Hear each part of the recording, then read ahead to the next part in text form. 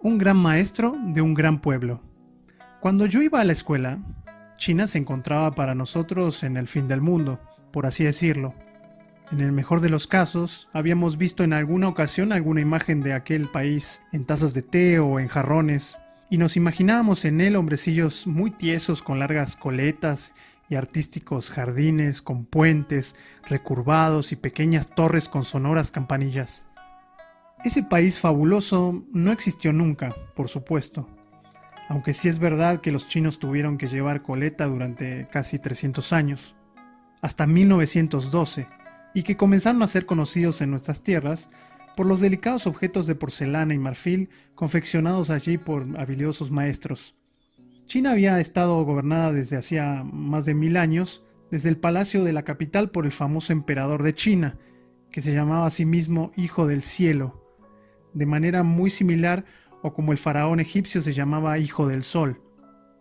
En la época de la que quiero hablar, hace 2500 años, no había aún nada de esto, pero China era por aquel entonces un imperio antiquísimo y gigantesco, tan antiguo y enorme que se hallaba ya en descomposición.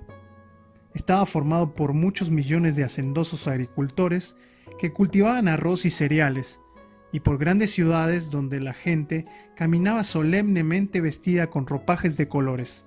Sobre todas esas personas mandaba un rey, pero por debajo de aquel rey había príncipes, a cuyo poder se encomendaban las diversas provincias de aquel inmenso país, mayor que Egipto y que Asiria y Babilonia juntas.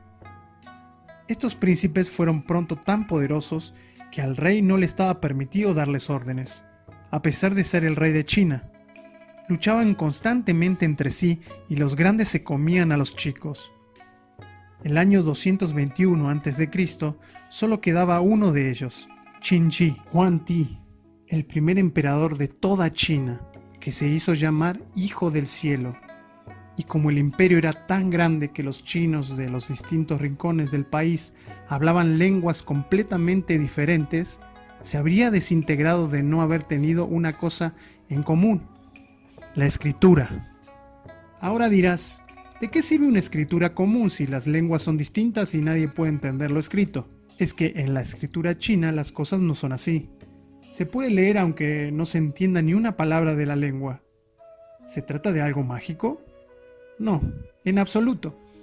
Ni siquiera es muy complicado. En esa escritura no se escriben palabras sino cosas. Si quieres escribir sol, haces un dibujo más o menos así. Lo puedes pronunciar sol o soleil, o como se dice en chino mandarín, discho. Siempre será comprensible para quien conozca el signo. A continuación quieres escribir árbol, entonces vuelves a dibujar sencillamente con un par de trazos un árbol, de un modo parecido a este, es decir, mu en mandarín, pero no hace falta saberlo para ver qué se trata de un árbol. Claro, dirás, con cosas me lo puedo imaginar, basta con representarlas. Pero, ¿qué hacemos cuando queremos escribir blanco? ¿Pintamos un color blanco? Y cuando queremos escribir este, no hay manera de representar el este. Fíjate, todo es muy lógico. Blanco se escribe sencillamente dibujando algo blanco. Por ejemplo, el rayo del sol, una raya saliendo del sol. Es decir, bei, blanco o blanc, etc. Y el este es el lugar por donde sale el sol, tras los árboles. Por tanto, dibujaré una imagen del sol detrás de la del árbol. Muy práctico, ¿verdad? Bueno, todo tiene dos caras. Piensa en la de palabras y cosas que hay en este mundo. Para cada objeto hay que aprender en chino un signo particular. Existen ya 40.000 y algunos son auténticamente difíciles y complicados. Al final tenemos que alabar a nuestros amigos los fenicios y a nuestros 24 signos, ¿no te parece? Pero los chinos llevaban miles de años escribiendo así, y en una gran parte de Asia se leen dichos signos aunque no se sepa ni palabra de chino. Así es como los pensamientos y principios de grandes personalidades chinas pudieron difundirse rápidamente en su país y grabarse en las mentes de la gente. En efecto, por las mismas fechas en que Buda pretendía en la India liberar del sufrimiento a los seres humanos, ya sabes que era en torno al 500 a.C., hubo también en China un gran hombre que intentó hacerles felices con sus enseñanzas. Sin embargo, no podía ser más distinto de Buda. No fue hijo de un rey, sino de una familia modesta. No fue ermitaño, sino funcionario y maestro. Tampoco le importaba mucho que la gente no deseara ni sufriera. Lo más importante para él era que conviviera en paz. Los padres en paz con sus hijos y los gobernantes en paz con sus súbditos. En eso consistía su objetivo, en la doctrina de una buena convivencia. Y fue un objetivo que alcanzó. Gracias a sus doctrinas, el gran pueblo chino vivió durante milenios con más paz y tranquilidad que los demás habitantes del mundo. Seguro que te interesará la enseñanza de Confucio, que en chino se llama Kongfusi. No es difícil de entender, ni siquiera es difícil de cumplir. Esa es la razón de que Confucio tuviera tanto éxito con ella. El camino propuesto por Confucio para llegar a su meta es sencillo. Quizá no te guste de buenas a primeras, pero en él se encierra más sabiduría de la que se advierte a primera vista. Confucio enseñó, en efecto, que los aspectos externos de la vida son más importantes de lo que se piensa. Inclinarse ante los ancianos, ceder el paso ante la puerta, ponerse en pie cuando habla un superior, y muchas otras cosas similares para las que en China hay más reglas que entre nosotros. Según él, todas estas cosas no son así por casualidad, significan o han significado algo. Normalmente algo hermoso. Por eso dijo Confucio, creo en la antigüedad y la amo, lo cual significa que creía en el sentido bueno y profundo de todas las costumbres y usos milenarios e inculcó siempre a sus paisanos su correcto cumplimiento. Todo es más fácil si se obra de ese modo, pensaba Confucio. Las cosas marchan entonces por sí solas, por así decirlo, sin pensar demasiado.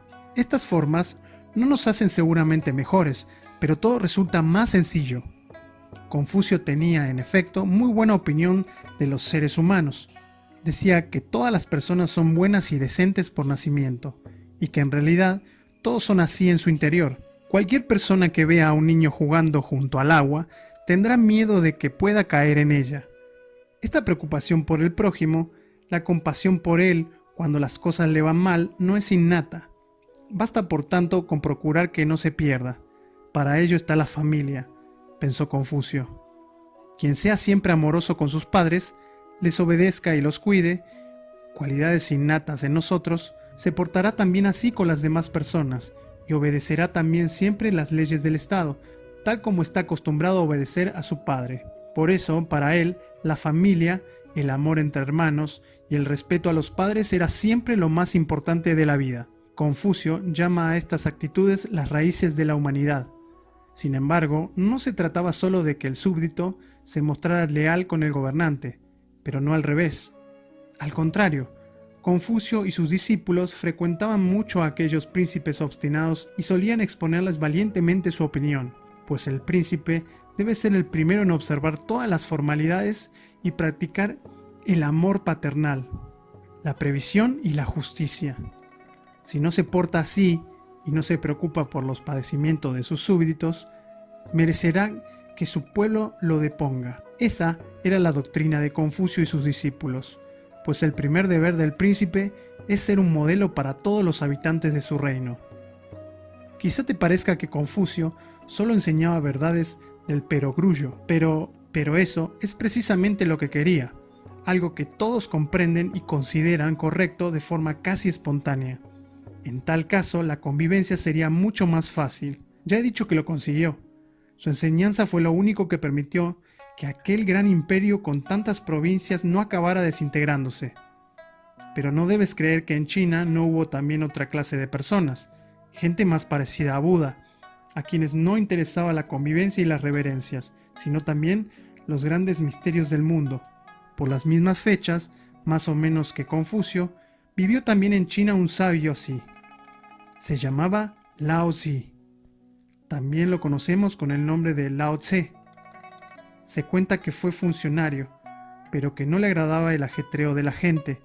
Así pues, abandonó su puesto y marchó a las montañas solitarias de las fronteras de China para hacerse ermitaño. Un sencillo aduanero de la carretera que atravesaba la frontera le pidió, al parecer, que escribiera para él sus pensamientos antes de abandonar este mundo. Y Lao Tse lo hizo, pero no sé si el aduanero los entendió, pues son muy misteriosos y difíciles. Su sentido es más o menos el siguiente: Todo el mundo, el viento y la atmósfera, las plantas y los animales, el paso del día a la noche, los giros de las estrellas, están gobernados por una gran ley. Lao Tse la llamaba Tao, es decir, algo así como camino. Solo el ser humano, con su inquietud, su afanosidad, sus numerosos planes e ideas, y también sus ofrendas y oraciones, impide, por así decirlo, que esta ley les afecte. No dejar que actúe obstaculiza su marcha. Por tanto, lo único que se puede hacer, piensa Lao Tse, es no hacer nada, mantener interiormente una calma total, no mirar ni escuchar lo que nos rodea, no querer nada ni pretender nada. La gran ley general, el Tao, que hace girar los cielos y atrae la primavera, comenzará a actuar también en quien consiga llegar a ser como un árbol o una flor, tan carente de intenciones y voluntad como ellos. Comprenderás que esta doctrina es difícil de entender y aún más difícil de seguir. Quizá Lao Tse logró en la soledad de las lejanas montañas actuar, como él dice, por medio de la inacción. Pero, en definitiva, estuvo bien que el gran maestro de su pueblo fuera Confucio y no Lao Tse, ¿no te parece?